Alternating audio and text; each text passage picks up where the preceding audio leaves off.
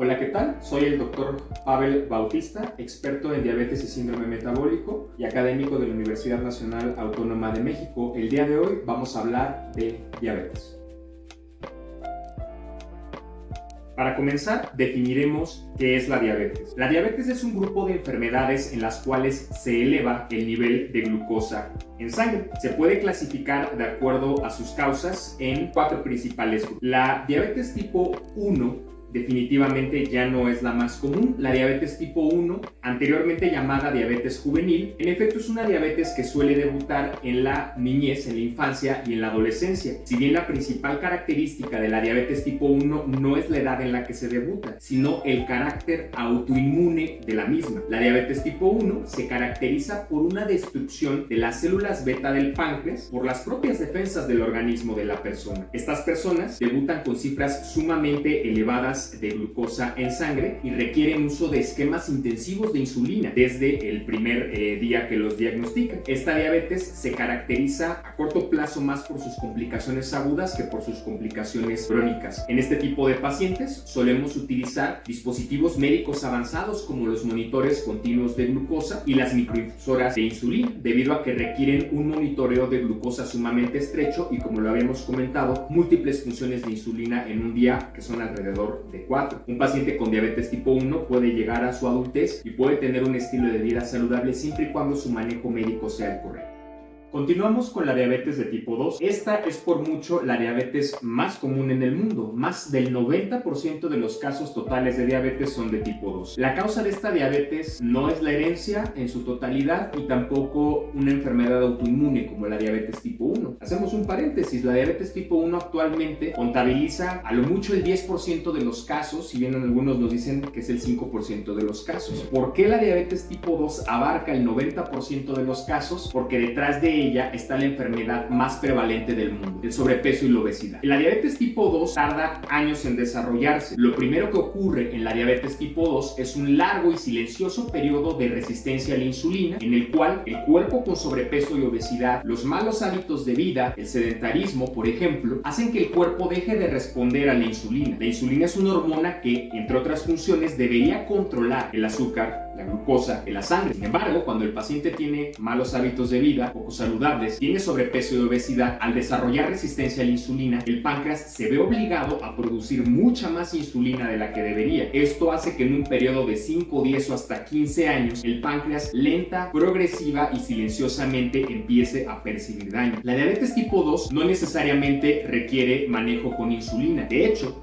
en la época actual consideramos que podemos evitar el desarrollo de diabetes tipo 2 modificando hábitos saludables, podemos detectar a tiempo la diabetes tipo 2 y algunos casos inclusive los podemos hacer entrar en remisión, y los casos que no se pudieron hacer entrar en remisión, que lamentablemente siguen siendo la mayoría, van a requerir tratamientos más bien vía oral, modificaciones del estilo de vida y en algunos casos, sobre todo en etapas avanzadas, hablamos de pacientes con más de 10 años de evolución con la enfermedad, se llega a requerir manejo con insulina, pero no son esquemas intensivos como los que requiere un paciente con diabetes tipo 1. Solemos utilizar esquemas de dosis única diaria de insulina basal y otros medicamentos vía oral, siendo la piedra angular aún hoy día y a más de 80 años de su uso la metformina y otros 6 grupos de antidiabéticos orales, los cuales se pueden combinar en el caso de que el paciente no logre el control, y en último término ya se puede utilizar insulina. Otro tipo de diabetes importante a mencionar es la diabetes gestacional. Esto significa la diabetes que le da a las embarazadas. El origen de esta diabetes es algo curioso, y es que el embarazo se considera un periodo diabetogénico en el cual las hormonas propias del embarazo, como el lactógeno placentario, la hormona del crecimiento, se encargan de elevar ligeramente los niveles de glucosa en la sangre para que obviamente al bebé en el vientre pues no le falte finalmente alimento. El problema es que en pacientes genéticamente vulnerables esto se pasa de la raya y desarrollan diabetes. Hoy día se supone que con un control prenatal correcto se debería de detectar la diabetes gestacional de forma muy oportuna. La diabetes gestacional debe de ser diferenciada de la diabetes pregestacional, y esto significa que hay mujeres que ya tenían diagnóstico de diabetes o de prediabetes o que ya tenían las cifras elevadas de glucosa pero que no lo habían detectado. Y claro que se pueden embarazar. La diabetes gestacional, por definición, significa que la persona ingresó al embarazo con cifras normales de glucosa y es a partir del segundo trimestre de la gestación donde empieza a tener cifras elevadas. Aquí tenemos que pensar en el beneficio de un binomio, tanto de la madre como del hijo o hija, y entonces lo que tenemos que pensar es en metas más estrictas de control. La paciente que tiene diabetes gestacional tiene metas que definitivamente son más estrictas que los pacientes con diabetes tipo 1 o tipo 2. Además, tenemos una limitación importante respecto al uso de medicamentos, dado que muchos de ellos pues no se pueden utilizar en mujeres embarazadas. En este respecto, si la mujer tenía ya diabetes tipo 2 y usaba metformina, se puede continuar la metformina en la mujer embarazada. Sin embargo, si lo que se diagnosticó fue diabetes gestacional, lo más común es no utilizar medicamentos vía oral e irnos directamente a esquemas de insulina que pueden ser esquemas intensivos. Una vez que la mujer resolvió su embarazo, para bien o para mal, se supone que las cifras de glucosa deberían normalizarse. Sin embargo, se sabe que una persona que tuvo diabetes gestacional tiene hasta el triple de riesgo de desarrollar diabetes tipo 2 en esos primeros años después del parto, por lo cual se le debe de seguir vigilando independientemente de que las cifras se hubieran normalizado. Dentro del otro grupo, en la clasificación de diabetes, les denominamos simplemente otros. Aquí hay que mencionar tres principales. Son diabetes de tipo secundario, significa que suele haber una enfermedad de base que provoca que se eleven las cifras de glucosa. Aquí podemos mencionar a la diabetes autoinmune latente del adulto, también conocida como diabetes LADA. Se parece mucho a la diabetes tipo 1, también es autoinmune, como su nombre bien lo indica, si bien suele debutar en la adultez y tener un curso menos agresivo en cuanto al daño del páncreas. Estos pacientes pueden manejarse tanto con terapia vía oral como con inyecciones de insulina según sus requerimientos. La diabetes MODY es una diabetes, en inglés Maturity Onset Diabetes of the Young, que también tiene algunas características. Hay MODY 1 a MODY 4 y aquí los tratamientos van desde vía oral, modificaciones alimentarias y de estilo de vida, hasta inyecciones de insulina. Esto llega a ser muy variable. Otro tipo a considerar importante es la diabetes post-pancreatitis. Hay que recordar que el páncreas es una glándula que no solamente se encarga de producir hormonas, también es un órgano digestivo. Esto significa que la parte endocrina que se enferma cuando tenemos diabetes también puede provenir de un trastorno más bien digestivo. Algunos episodios, por ejemplo, de piedras en la vesícula pueden provocar obstrucción de los conductos que drenan del páncreas, el alcoholismo intenso, algunas otras enfermedades como los triacilglicéridos muy elevados, trastornos de los lípidos en la sangre, pueden inflamar y dañar el páncreas. Después de varios episodios de pancreatitis, tanto la parte endocrina, productora de hormonas, como la parte exócrina, es decir, digestiva, se dañan. Esto significa que los pacientes que estén presentando de manera repetitiva episodios de pancreatitis pueden desarrollar diabetes y ser una diabetes secundaria a este tipo de enfermedades. Dentro de los otros podemos clasificar las enfermedades tiroideas, es decir, el hipertiroidismo. Cuando hay un exceso en la función de la glándula tiroidea, se pueden elevar las cifras de glucosa. Nos ha tocado recibir aquí en la clínica algunos casos de diabetes debutante en pacientes jóvenes, delgados, sin antecedentes, realmente como para pensar diabetes tipo 2, y al momento de fichar su perfil tiroideo, pues nos damos cuenta de que tenían un exceso de hormonas tiroideas. Toda esta clasificación abarca menos del 5% de los casos. Como un resumen global, podríamos decir, la diabetes tipo 2 es la causa más común de diabetes en el mundo, originada principalmente por un estilo de vida poco saludable y una mala alimentación.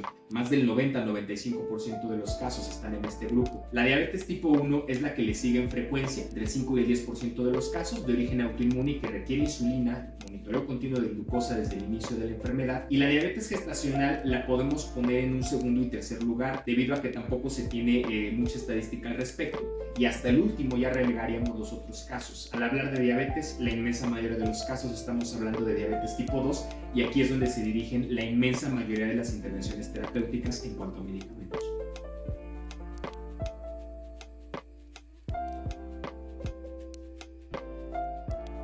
¿Cómo ¿Cómo se diagnostica la diabetes? A diferencia de otras enfermedades, la diabetes, cualquiera de sus tipos, no debería diagnosticarse por síntomas. Y es por esto que muchos de los pacientes que ya tienen diabetes no han sido diagnosticados, debido a que esperan sentirse mal o esperan tener algún síntoma anómalo para decir que tienen diabetes. En la antigüedad, cuando no teníamos estudios paraclínicos para diagnosticar la enfermedad, los síntomas de la diabetes, que son sumamente tardíos, se calcula que puede estar un paciente con cifras elevadas de glucosa hasta 5 años sin sentir molestias. Primer punto, la diabetes no se diagnostica por síntomas, se diagnostica midiendo las cifras de glucosa en sangre, punto. Ahora, ¿cuáles son los síntomas tardíos? Como ya comentamos, de que las cifras ya llevan un buen rato elevadas en cuanto a glucosa en sangre.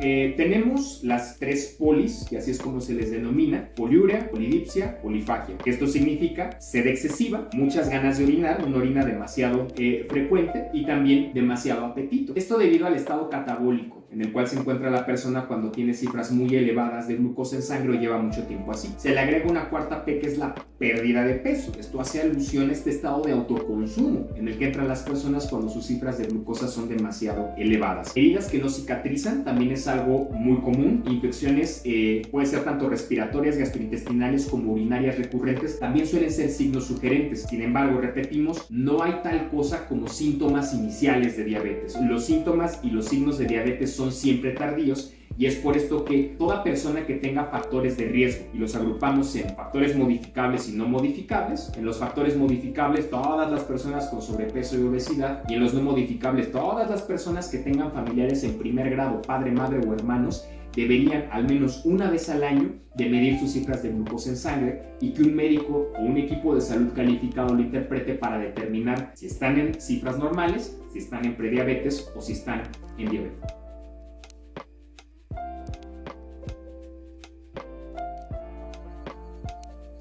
¿Cómo se maneja? ¿Cómo se trata la diabetes? Vamos a dividir el tratamiento en 2 intervenciones: manejo farmacológico, es decir, manejo con medicamentos, y manejo no farmacológico, que abarca las modificaciones del estilo de vida. A los pacientes siempre les explicamos que el control de la diabetes tiene 3 pilares, como una mesa de 3 patas, a la cual si le falta una, pues obviamente el tratamiento se derrumba. Hablaríamos en primer lugar de una alimentación saludable. No existe tal cosa como una dieta especial para un paciente que vive con diabetes. Es una dieta saludable, como la que todos deberíamos de tener, pero enfocada sobre todo a un control en el consumo de carbohidratos, que son los alimentos que impactan las cifras de glucosa. 2. Ejercicio regular. El ejercicio funciona de muchas maneras. Es, para empezar, un ahorrador de dosis. Mientras el paciente sea más activo físicamente, menos van a ser sus requerimientos de medicamentos, y además el ejercicio mejora una infinidad de componentes, obviamente, de la salud del paciente. Y por último, hablaremos de un tratamiento farmacológico bien ajustado. El tratamiento debe ser un traje a medida por un médico calificado, y esta es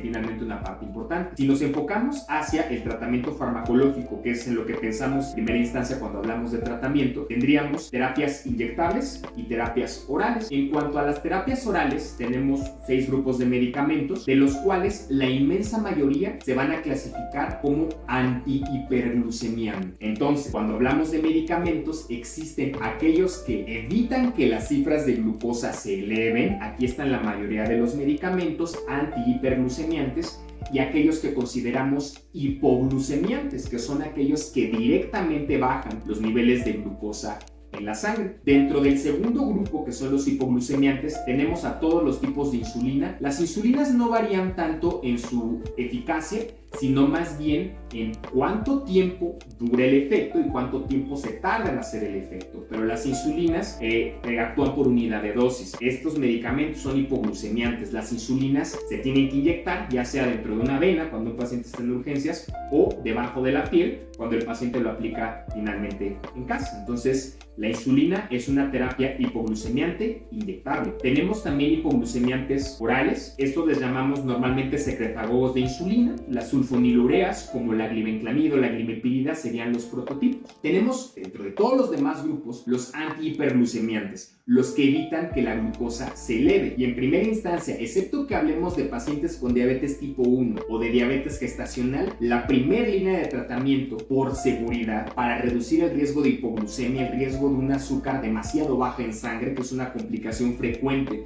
en el tratamiento de diabetes, la primera elección es utilizar los del otro grupo, los que evitan que las cifras cifras de glucosa se eleven. El principal que tenemos, la metformina. La metformina actúa de muchas maneras, tiene al menos 7 efectos farmacológicos demostrados, pero el principal es que disminuye la producción de glucosa del hígado, que de ahí proviene gran parte de la glucosa que tenemos en la sangre. Tenemos otro medicamento, las tiazolidinedionas. Aquí hablamos de la pioglitazona. La pioglitazona, tuvimos en su momento la rosiglitazona, se sacó por motivos de seguridad. La pioglitazona es un insulino sensibilizador, hace que el cuerpo vuelva a responder al efecto de la insulina. Tenemos algunos otros medicamentos ya más novedosos y muy buenos, que serían los medicamentos que actúan en el sistema incretina. Dentro de ellos tenemos los inhibidores de dipeptidilpeptidasa 4 y los agonistas de receptor GLP-1. Tenemos unas hormonas en el intestino que se conocen como incretinas, y estos medicamentos lo que hacen es modular a la alta estas hormonas, ¿no? Dentro de estos medicamentos que mencionamos, los agonistas GLP-1, tenemos la mayoría vía inyectables, pero ya tenemos una forma también de semaglutida vía oral. Tenemos otros medicamentos igualmente novedosos y magníficos, que son los medicamentos glucosúricos, inhibidores SGLT2. Los glucosúricos tienen como mecanismo de acción, entre otras cosas, hacer que el paciente orine glucosa. Se elimina la glucosa a través de la orina. Es importante mencionar que estos últimos dos medicamentos que mencionamos, agonistas GLP-1 y glucosúricos, cubren algo que conocemos como triple meta metabólica. Por eso son medicamentos tan maravillosos. Logran control de glucosa, logran reducción de peso corporal, que es una comorbilidad muy frecuente, sobre todo en pacientes con diabetes tipo 2, y además reducen el riesgo cardiovascular. Este tercer punto es sumamente importante, debido a que la causa número 1 de muerte en el mundo, y más específicamente en los pacientes que viven con diabetes, tienen un riesgo cardiovascular incrementado, son los ataques cardíacos y los infartos cerebrales. Tenemos algunos otros medicamentos que a la fecha realmente se utilizan muy poco. Tenemos medicamentos que pueden disminuir la absorción de glucosa en el intestino. Aquí hablaríamos de la carbosa y del miglitol. Y tenemos otro medicamento que en nuestro país, aquí en México, no se utiliza mucho, que se llama pramlintida. Este es un análogo de amilina que se utiliza para reducir la dosis de insulina. Podemos entonces decir que en cuanto al manejo farmacológico tenemos medicamentos vía oral, medicamentos inyectables, medicamentos que evitan que se suba la glucosa o antihiperglucemiantes, y medicamentos que bajan directamente las cifras de glucosa en sangre, y estos últimos los conocemos como hipoglucemiantes. En diabetes tipo 2 utilizaremos combinaciones de 1, 2, 3, hasta 4 o más medicamentos antes de optar por opciones hipoglucemiantes, debido a que la hipoglucemia, las cifras demasiado bajas de glucosa en sangre, representan un riesgo delicado para la salud de los pacientes que viven con diabetes. La farmacoterapia no solo debe de ser efectiva, también debe de ser segura.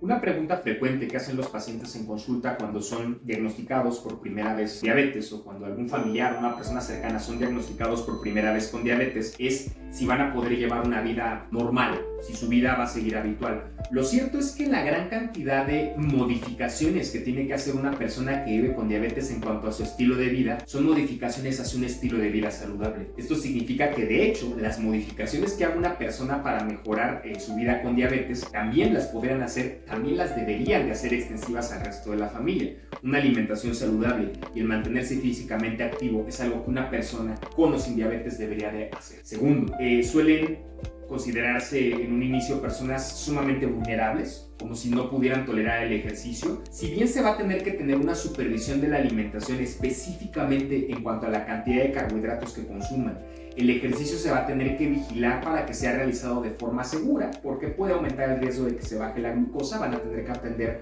a monitorear sus cifras de glucosa, van a tener que aprender a alimentarse correctamente para evitar hipoglucemias. Realmente lo único que los distingue de las personas que no viven con diabetes es la necesidad de un manejo integral, es decir, de un seguimiento médico a largo plazo, y que definitivamente van a requerir utilizar medicamentos. De ahí en fuera, una persona que vive con diabetes debería de tener una calidad de vida como cualquier otra persona que no tenga este diagnóstico.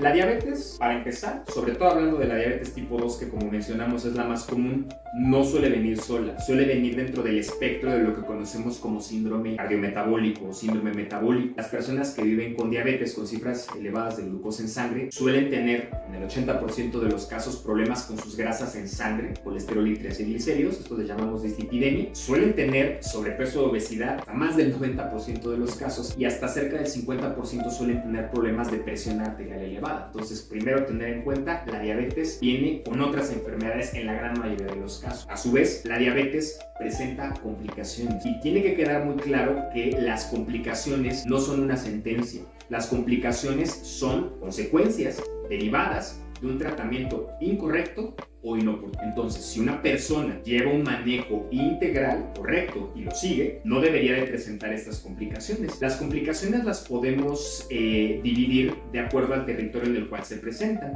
Y es que a pesar de que la diabetes es una enfermedad de hormonas, las complicaciones se presentan en el sistema circulatorio. Entonces, tenemos unas complicaciones microvasculares, complicaciones de pequeños vasos sanguíneos, donde hablamos de la retinopatía diabética, el daño de los vasos retinianos del ojo, la nefropatía diabética, el daño de estos glomérulos renales, vasos sanguíneos muy delgados a nivel de los riñones, y la neuropatía diabética, el daño de los nervios en su circulación y que puede desencadenar también en pie diabético y posteriormente en amputaciones. Entonces, la microcirculación se puede afectar cuando las cifras de glucosa no están controladas. Esto le llamamos enfermedades microvasculares o microangiopatía, donde tenemos una retinopatía en los ojos, una nefropatía en los riñones y una neuropatía hablando del pie diabético. Por otro lado, y muy importante, y esto a veces no se toma en cuenta, los pacientes con diabetes no solo tienen riesgo de daño en ojos, retinas, riñones y pies, sino que tienen, por definición, solo por tener diabetes, un riesgo incrementado de enfermedades cardiovasculares. Aquí hablamos de las enfermedades macrovasculares o la macroangiopatía.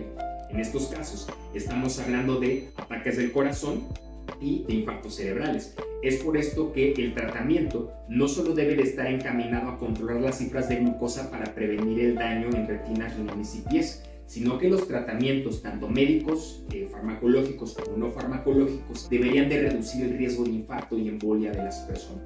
El manejo integral es la clave para prevenir las complicaciones hablando de diabetes.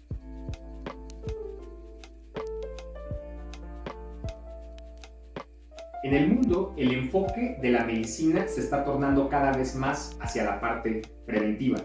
Y la diabetes definitivamente no es la excepción. La diabetes tipo 2 es la causa más común de diabetes en el mundo y es una diabetes en su mayoría prevenible. Esto significa que si una persona evita tener un estilo de vida poco saludable, es decir, procura tener una alimentación saludable, procura mantenerse activa físicamente, esto es muy importante, procura acudir a revisiones médicas, al menos anuales, cuando tiene factores de riesgo no modificables como que tenga familiares en primer grado con diabetes, se puede reducir en la inmensa mayoría de los casos el riesgo de desarrollar diabetes tipo 2. Hay que tener muy presentes que la diabetes tipo 2 es la más común en el mundo, no se desarrolla de un día para otro, tarda años en desarrollarse. Una persona tiene resistencia a la insulina durante mucho tiempo antes de que ya no haya marcha atrás. Si se quiere responder la pregunta de la diabetes, ¿se puede prevenir? En la inmensa mayoría de los casos sí se podría. Sin embargo, como comentamos, tenemos factores de riesgo modificables y no modificables. No podemos modificar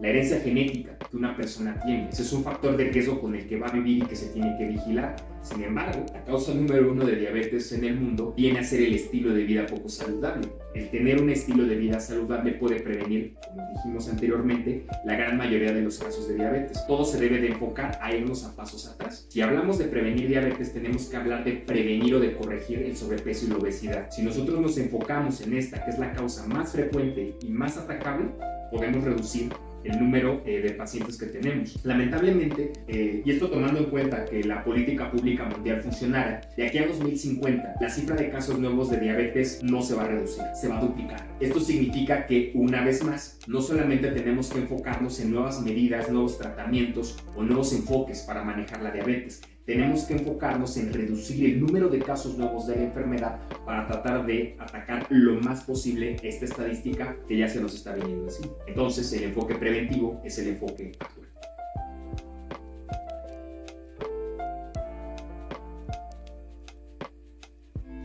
Hablando del tratamiento, nuevamente comentamos algo. Hay tratamiento farmacológico y no farmacológico. Si una persona o un médico inocentemente piensa que solamente con medicamentos van a controlar correctamente las cifras de glucosa, les va a durar muy poco el gusto si es que lo logran, debido a que gran parte del éxito en el control de las cifras de glucosa proviene del tratamiento no farmacológico. Una alimentación saludable que evite, para empezar, alimentos inapropiados como son los azúcares añadidos, bebidas azucaradas, golosinas, etc., va a reducir en gran medida las cifras de glucosa. El ejercicio, tanto durante como varias horas después de la sesión de ejercicio, también ayuda a controlar las cifras de glucosa. Podemos decir, que hacemos una analogía, que el tratamiento de diabetes podría ser un tren en el cual hay un riel de actividad física y un riel de alimentación saludable. Encima va el tren cargado con medicamentos, pero los medicamentos los vamos a ajustar de acuerdo a la alimentación y al nivel de actividad física del paciente. No solamente son una parte fundamental del tratamiento, sino que aún con el manejo farmacológico más costoso, más avanzado y más moderno, no se logrará un control total de las cifras de glucosa si no se modifican los hábitos hacia una alimentación saludable y hacia una rutina de actividad física o de ejercicio regulares.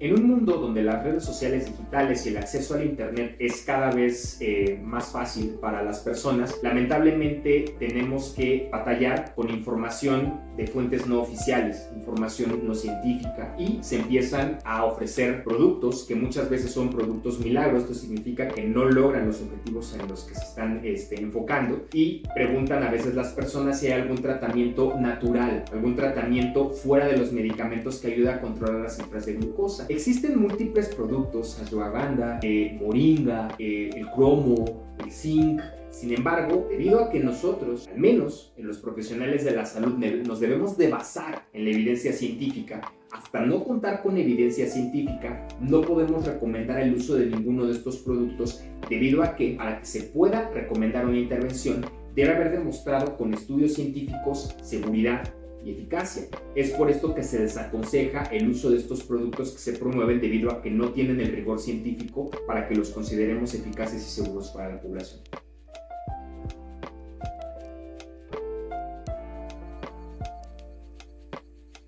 ¿Qué puede hacer un paciente con diabetes para mantener estables sus cifras de glucosa? Obviamente, primero tiene que seguir las indicaciones de un médico o de un equipo de salud calificado, lo primero. Pero vamos a contabilizar 7 tips prácticos para reducir los niveles de glucosa en sangre. Los 3 primeros tienen que ver con la alimentación. 1. El cuerpo no trabaja a cantidad, trabaja a concentración. El mantenerse hidratado por sí solo reduce los niveles de glucosa en sangre porque diluye la glucosa de la sangre. Número 2. La fibra. El que las personas consuman fibra, principalmente proveniente de verduras, debido a que la fibra que proviene de los granos, los cereales, y también la que proviene de la fruta tiene carbohidrato, tiene azúcar. Esta no es tan recomendable, pero la fibra predominantemente de las verduras forma una especie de malla en el estómago que retrasa la absorción de glucosa hacia la sangre. Hidratado y consumir fibra principalmente de vegetales. 3. Es importantísimo controlar la cantidad de carbohidratos que se consumen. Los carbohidratos pueden provenir de cereales como el maíz y el trigo, pueden provenir de tubérculos como la papa, de leguminosas, son estas semillas con las que hacemos sopas como los frijoles y las lentejas,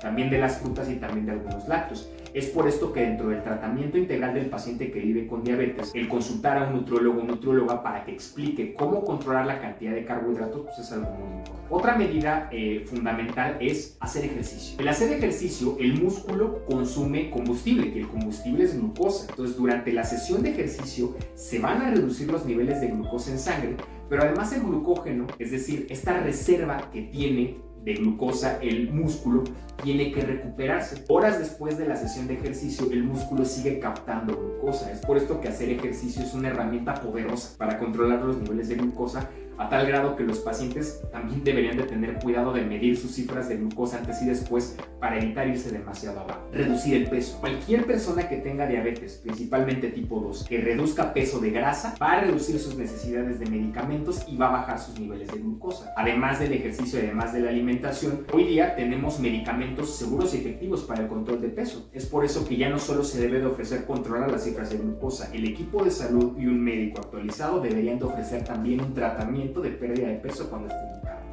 Los otros 2 tienen que ver con trastornos más bien neurológicos, y uno es reducir los niveles de estrés. El estrés libera una hormona que se conoce como cortisol, y el cortisol eleva la glucosa, la presión, el colesterol. El tratar de tener sesiones de meditación, el ejercicio que ya mencionamos que también lo hace, sesiones de yoga, etcétera, cualquier medida que ayude a reducir el estrés también va a reducir los niveles de glucosa. Y por último, y no por eso menos importante, cuidar la calidad de sueño. Hoy día, lamentablemente, en un entorno sumamente globalizado, ciudades altamente demandantes con horarios laborales prolongados, con tiempos de traslado prolongados, las personas cuidan cada vez menos su calidad de sueño. Y es que las personas que tienen transgresiones en sus hábitos de sueño, lamentablemente tienen más riesgo de desarrollar diabetes, y los que tienen diabetes tienen cifras de glucosa más elevadas. Es por esto que esta es la medida número 7 para control de glucosa.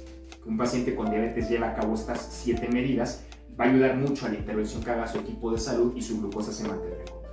Se despide de ustedes Abel Bautista, médico experto en diabetes y síndrome metabólico y académico universitario. Los invitamos a todas las personas que vivan con diabetes y también a sus familiares a que se chequen, a que reciban una valoración médica integral. Nosotros nos encontramos en este momento en Clínica Cuídate Taxqueña, la cual se encuentra ubicada en Calzada Taxqueña 1323, en la colonia campestre Churubusco de la alcaldía Coyoacán, justo frente a la terminal de autobuses del sur. Nos pueden encontrar en internet, nuestra página, para que ustedes puedan revisar cómo es que nuestro sistema integral, con casi 10 años de operación, ha logrado cambiar la vida de muchas personas que viven con diabetes. Pueden encontrarnos como www.clinicascuidate.mx. Ahí nos pueden dejar sus datos en el formulario para que se comunique con nosotros nuestro equipo de call center. En Facebook también nos encuentran como Cuida. Quedamos a sus órdenes y un servidor espera verlos en consulta. Cuídense mucho.